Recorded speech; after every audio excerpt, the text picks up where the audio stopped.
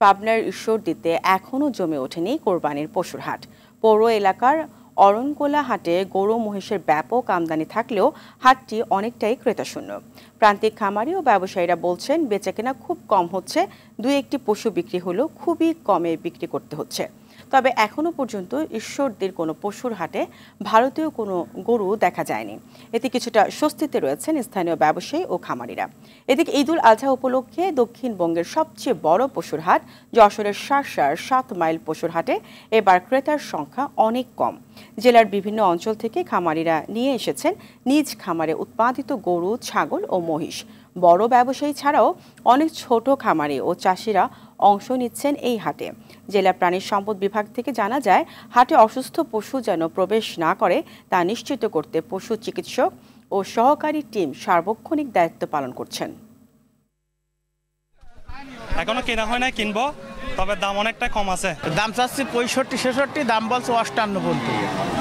গরু প্রচুর আমদানি, কিন্তু খরিদ্দার খুব কম। 17টা গরু বিক্রি হয়ে গেছে আর 6টা গরু আছে।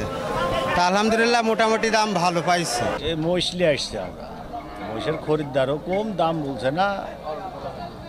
অরণকোলা হাটে যে কটা মহিষলি আসছে, এখন বেচা কেনা নাই, দাঁড়া আছে। এখন বর্তমানে বয়সটা আপনার 1.5 লাখ টাকা দাম দিচ্ছে।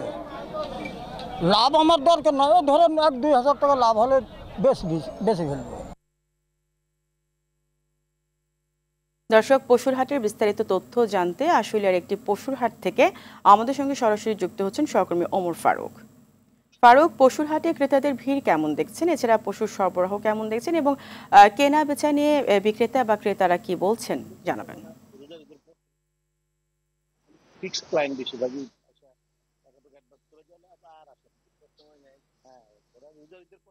জি ফারিয়া, ধন্যবাদ আপনাকে। আমি এই মুহূর্তে রয়েছি শিল্পাঞ্চল আশুলিয়ার শ্রীপুর এলাকায় কায়ম অ্যাগ্রো প্রাইভেট লিমিটেডে।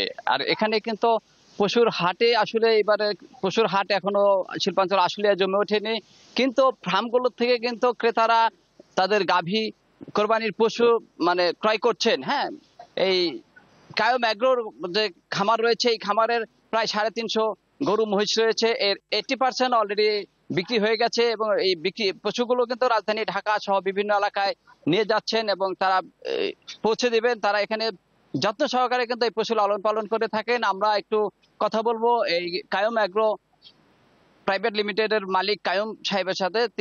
তিনি আমাদেরকে জানাবেন আসলে তিনি কোন কোন জাত এই ফার্মে উদ্ভাবন করেছেন এবং পরিচর্যা করছেন, আমাদেরকে তিনি জানাবেন একটু। আসসালামু আলাইকুম রহমতুল্লাহ। আমি মোহাম্মদ আব্দুল কাইম, আপনার সবাইকে ধন্যবাদ। অ্যাকচুয়ালি আমাদের এখানে প্রায় 4 থেকে 5 জাতের মহিষ, আমরা বেশিরভাগ মহিষটা আমরা বেশি করি। অলমোস্ট আমার প্রায় 41টার মতো মহিষ ছিল, 50%-এর উপরে সেল হয়ে গেছে। আমরা মুর্রা জাতটা সবচেয়ে বেশি এখানে চলে এবং এটা মাংসের কোয়ালিটি এবং এখন যেটা সবচেয়ে বেস্ট জাফরাবাদী এবং নীলার অ্যালবিনো বা পিঙ্ক কালার বলে, এটার মাংস আরো বেশি টেস্ট। আর জাফরাবাদীরা সবচেয়ে বেশি গেইন হয়। গত বছর আমার পাঠানো হয়েছে, এই বছর হলো শেরখান 1200, প্রায় 1250 কাছাকাছি হয়ে গেছে অলমোস্ট। আমরা এটা সবচেয়ে বেশি হাইট হয় এবং ওয়েট হয় 1330 কেজি পর্যন্ত আবার হয়েছে।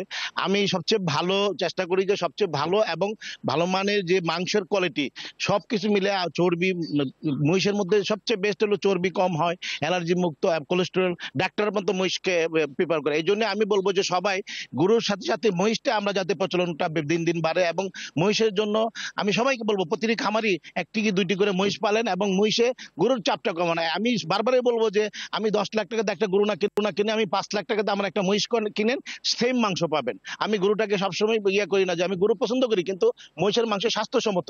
আমার আপনাদের চ্যানেলের মাধ্যমে আমি ধন্যবাদ আপনাকে।